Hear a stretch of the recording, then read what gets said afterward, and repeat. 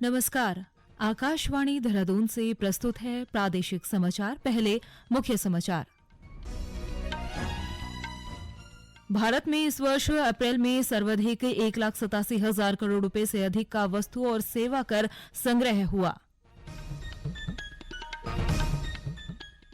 ऋषिकेश स्थित अखिल भारतीय आयुर्वेद संस्थान में 4 से 5 मई के बीच यूथ 20 बैठक आयोजित की जाएगी। स्वास्थ्य कल्याण और खेलकूद विषयों पर चर्चा होगी। प्रदेश में चारधाम यात्रा को लेकर श्रद्धालुओं में उत्साह। पुलिस महानिदेशक अशोक कुमार ने कहा, उत्तराखंड पुलिस श्रद्धालुओं की यात्रा को सुगम और सुरक्षित बनाने के लिए प्रतिबद्ध है। और प्रदेश में 3 दिन के भीतर मानचित्र को मिलेगी मंजूरी। शहरी विकास मंत्री डॉ प्रेमचंद अग्रवाल ने आज राज्य में पहला स्वीकृत स्वयं प्रमाणन मानचित्र मुक्ता जोशी को सौंपा। समाचारों के साथ मैं प्रियंका मलिक और अब समाचार विस्तार से। इस वर्ष अप्रैल में प्राप्त सकल वस्तु और सेवा कर जीएसटी राजस्व 1,87,000 करोड़ रुपए के साथ अब तक का सर्वाधिक संग्रह हुआ है। कुल राजस्व में से केंद्रीय वस्तु और सेवा कर 38,440 करोड़ रुपए, राज्य वस्तु और सेवा कर एसजीएसटी 47,412 करोड़ रुपए और एकीकृत वस्तु और सेवा कर आईजीएसटी 89,158 करोड़ रुपए की है। वहीं उपकर 12,000 करोड़ रुपए से अधिक है। वित्त मंत्रालय ने कहा कि अप्रैल 2023 का राजस्व संग्रह पिछले वर्ष इसी के समान महीने की तुलना में 12% अधिक है। ऋषिकेश स्थित अखिल भारतीय आयुर्वेद संस्थान में 2 दिवसीय 4 और 5 मई को G20 सम्मेलन के अंतर्गत यूथ 20 बैठक आयोजित की जाएगी। एम्स की कार्यकारी निदेशक मीनू सिंह ने आज पत्रकारों को ये जानकारी दी है। उन्होंने बताया कि G20 देशों के युवाओं को वैश्विक चुनौतियों से लड़ने के लिए उन्हें तैयार करने के लिए यूथ 20 सम्मेलन आयोजित किया जा रहा है। निदेशक मीनू सिंह ने कहा कि इस सम्मेलन में उत्तराखंड राज्य सहित देश भर के विभिन्न राज्यों के युवा प्रतिभागी शामिल होंगे।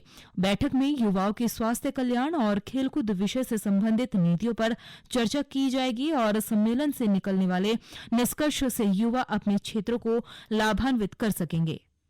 2 दिन है, जैसे ये 4 मई को है और 5 मई को है। 4 मई को हमारी ज़्यादा होलिस्टिक हेल्थ कॉन्क्लेव है। जैसे कि आपको मालूम है कि आजकल संपूर्ण स्वास्थ्य मतलब सिर्फ बीमारी को ही ठीक करना डॉक्टर का काम नहीं है, या किसी भी सिटीज़न का ये एम नहीं है कि उसको सिर्फ बीमारी से मुक्त रहना है, बल्कि उसको मतलब बीमारी ठीक करना है, उसे हमेशा बीमारी से मुक्त रहना है। और जैसा कि वर्ल्ड हेल्थ ऑर्गेनाइजेशन का हेल्थ का डेफिनेशन है कि it's the state of physical, mental and spiritual wellbeing. सो उस स्पिरिचुअल वेलबींग को प्रमोट करने के लिए हम एक होलिस्टिक हेल्थ कॉन्क्लेव कर रहे हैं। पद्म पुरस्कार 2024 के लिए ऑनलाइन नामांकन शुरू हो गए हैं। इस साल पद्म पुरस्कारों के लिए नामांकन 15 सितंबर तक किए जा सकेंगे, जिसके लिए नामांकन या सिफारिशें राष्ट्रीय पुरस्कार पोर्टल पर ऑनलाइन awards.gov.in पर प्राप्त की जा सकती है। गृह मंत्रालय ने कहा कि पद्म पुरस्कारों के लिए नामांकन या सिफारिशें राष्ट्रीय पुरस्कार पोर्टल पर ऑनलाइन प्राप्त की जाएंगे। पुरस्कार की घोषणा अगले साल गणतंत्र दिवस के अवसर पर की जाएगी। पद्म पुरस्कार यानी पद्म भूषण, पद्म भूषण और पद्मश्री देश के सर्वोच्च नागरिक पुरस्कारों में से एक है। 1954 में स्थापित इस पुरस्कार की घोषणा हर साल गणतंत्र दिवस के अवसर पर की जाती है। गढ़वाल सांसद तीरथ सिंह रावत ने आज रुद्रप्रयाग जिले में जिला विकास समन्वय और निगरानी समिति की बैठक में केंद्रीय योजनाओं के क्रियान्वयन में तेजी लाने के निर्देश दिए। उन्होंने अधिकारियों को आपसी समन्वय और निर्धारित समय व गुणवत्ता के साथ योजनाओं को पूरा करने के निर्देश दिए हैं। श्री रावत ने महात्मा गांधी रोजगार गारंटी योजना के तहत 100 दिन का रोजगार उपलब्ध कराने के साथ ही समय से भुगतान करने को कहा। साथ ही सर्व शिक्षा अभियान के अंतर्गत विद्यालयों में बच्चों को दिए जा रहे मिड डे मील में भोजन की गुणवत्ता का विशेष ध्यान रखने की भी बात कही। उन्होंने केदारनाथ यात्रा पर आने वाले तीर्थ यात्रियों को बेहतर चिकित्सा सुविधा उपलब्ध कराने के भी निर्देश दिए हैं। उत्तराखंड विशेष कार्यबल ने चारधाम यात्रा पर आने वाले श्रद्धालुओं से EFIR पोर्टल का लाभ उठाने का आग्रह किया है। उत्तराखंड पुलिस ऐप के माध्यम से मौसम, सड़क मार्ग और ट्रैफिक डायवर्जन आदि की जानकारी लेकर अपनी यात्रा को सुगम बनाया जा सकता है। विशेष कार्यबल के उप महानिरीक्षक सेंथिल अबुदई कृष्ण राज एस ने बताया है कि श्रद्धालुओं को सुविधा देने के लिए प्रदेश में साइबर अपराध और अपराधों पर लगातार कार्यवाही की जा रही है। अब तक 150 से अधिक अभियोग पंजीकृत किए गए हैं। उन्होंने बताया कि EFIR पोर्टल एक ऐसी जनसेवा है जो शिकायतें दर्ज करने में प्रभावी है। ये समाचार आप आकाशवाणी के देहरादून केंद्र से सुन रहे हैं। पुलिस महानिदेशक अशोक कुमार ने कहा कि उत्तराखंड पुलिस श्रद्धालुओं की यात्रा को सुगम और सुरक्षित बनाने के लिए प्रतिबद्ध है। श्री कुमार ने आज केदारनाथ यात्रा मार्ग पर फाटा, सोनप्रयाग और गौरीकुंड का निरीक्षण किया है। इस मौके पर उन्होंने कहा कि सभी तीर्थ यात्रियों को ऑपरेशन मर्यादा के तहत नशा के कारोबार पर रोक लगाने के निर्देश दिए। साथ ही यात्रा मार्ग से लगे थाना चौकियों के प्रभारियों को अपने क्षेत्र में नियमित जांच करने को कहा। श्री कुमार ने गौरीकुंड में यात्रियों से बातचीत कर व्यवस्थाओं के लिए जानकारी भी ली है। उन्होंने यात्रियों से मौसम पूर्वानुमान के अनुसार यात्रा करने की अपील की है। मौसम की चेतावनी थी, पहले 1 तारीख तक की थी, जिसको मौसम विभाग ने 3 तारीख तक बढ़ा दिया है। इसलिए हमने लोगों से अनुरोध किया है कि अपनी यात्रा संभल करके करें। दूसरी बात, जिन लोगों को भी हार्ट प्रॉब्लम है, जिन लोगों को धड़कन की प्रॉब्लम है, जो BP की दवाइयाँ लेते हैं, धड़कन की दवाइयाँ लेते हैं, तो यहाँ एक्स्ट्रा केयरफुल है। अपना इक्विपमेंट, नापने का इक्विपमेंट भी साथ लेके चले, दवा भी साथ लेकर के चलें, जिससे यहाँ के उनके साथ कोई अनहोनी न हो। पुनः मैं सभी से अपील करता हूँ कि आपकी केदारनाथ यात्रा उत्तराखंड पुलिस सुगम बनाने हेतु प्रतिबद्ध है, सुरक्षित बनाने हेतु प्रतिबद्ध है, किंतु साथ में सावधानी पूरी जरूर बरतें। प्रदेश में चारधाम यात्रा सुचारू रूप से चल रही है। यात्रा को लेकर श्रद्धालुओं में भारी उत्साह है। अब तक लगभग 3 लाख यात्री चारधाम के दर्शन कर चुके हैं।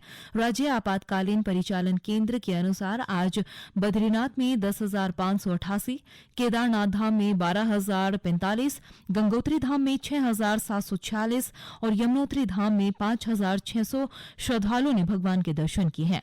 पर्यटन विभाग और जिला आपातकालीन परिचालन केंद्र का कहना है कि यात्रा पर आने से पूर्व तीर्थ यात्री स्वास्थ्य प्रशिक्षण आवश्यक कराएं ताकि अनावश्यक समस्या से बचा जा सके।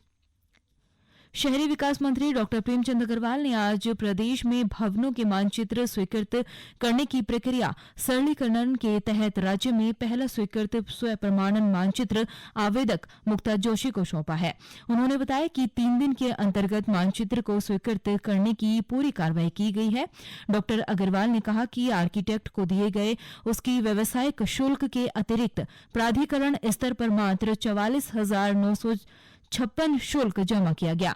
इस पूरी प्रक्रिया में प्राधिकरण के किसी भी कर्मचारी का कोई भी संपर्क आवेदक के साथ नहीं हुआ। इस मौके पर उन्होंने प्राधिकरणों को इसका प्रचार और अधिक करने के दिशा निर्देश भी दिए हैं। उत्तराखंड लोक सेवा आयोग ने वार्षिक कैलेंडर समीक्षा में कई महत्वपूर्ण निर्णय लिए हैं। इसमें परीक्षा आयोजन के साथ परीक्षा परिणाम घोषणा की तिथि तय की गई है। लोक सेवा आयोग के अध्यक्ष डॉ राकेश कुमार ने कहा है कि आयोग छात्रों के हितों को सदैव प्राथमिकता देता रहेगा। प्रदेश में पिछले कई दिन से चारधाम सहित ऊंचाई वाले क्षेत्रों में बर्फबारी और मैदानी इलाकों में बारिश का सिलसिला जारी है। मौसम विभाग ने 6 मई तक बारिश और बर्फबारी की संभावना जताई है। इस बीच मौसम विभाग के निदेशक विक्रम सिंह ने बताया कि कल राज्य के अनेक स्थानों पर हल्की से मध्यम बारिश और अधिक ऊंचाई वाले क्षेत्रों में बर्फबारी के आसार है। 4 मई को यही स्थिति बनी रहेगी। उन्होंने बताया कि 5 मई को पर्वतीय क्षेत्रों में कहीं कहीं हल्की बारिश और 3,500 मीटर से अधिक ऊंचाई वाले क्षेत्रों में बर्फबारी होगी, जबकि 6 मई को उत्तरकाशी, रुद्रप्रयाग, चमोली, बागेश्वर, पिथौरागढ़ जिलों में कहीं कहीं बारिश और बर्फबारी के आसार बन रहे हैं। मुख्य सचिव डॉक्टर एस.एस. संधू ने मिशन कर्मयोगी के तहत राजकीय अधिकारियों और कर्मचारियों के लिए ऑनलाइन प्रशिक्षण का शुभारंभ किया है। मुख्य सचिव ने सभी विभागों को IGOT पोर्टल पर नोडल अधिकारी जल्द नामित करने के निर्देश दिए हैं।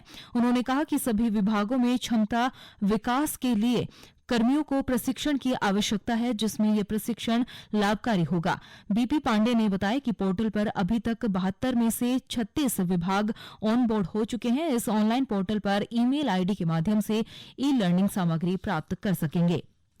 और अंत में मुख्य समाचार एक बार फिर। भारत में इस वर्ष अप्रैल में सर्वाधिक 1,87,000 करोड़ रुपए से अधिक का वस्तु और सेवा कर संग्रह हुआ। ऋषिकेश स्थित अखिल भारतीय आयुर्वेद संस्थान में 4 से 5 मई के बीच यूथ 20 बैठक आयोजित की जाएगी। स्वास्थ्य कल्याण और खेलकूद विषयों पर चर्चा होगी। प्रदेश में चारधाम यात्रा को लेकर श्रद्धालुओं में उत्साह। पुलिस महानिदेशक अशोक कुमार ने कहा, उत्तराखंड पुलिस श्रद्धालुओं की यात्रा को सुगम और सुरक्षित बनाने के लिए प्रतिबद्ध है। और प्रदेश में 3 दिन के भीतर मानचित्र को मिलेगी मंजूरी। शहरी विकास मंत्री डॉ प्रेमचंद अग्रवाल ने आज राज्य में पहला स्वीकृत स्वयं प्रमाणन मानचित्र मुक्ता जोशी को सौंपा। इसके साथ ही प्रादेशिक समाचार का ये बुलेटिन समाप्त हुआ। नमस्कार।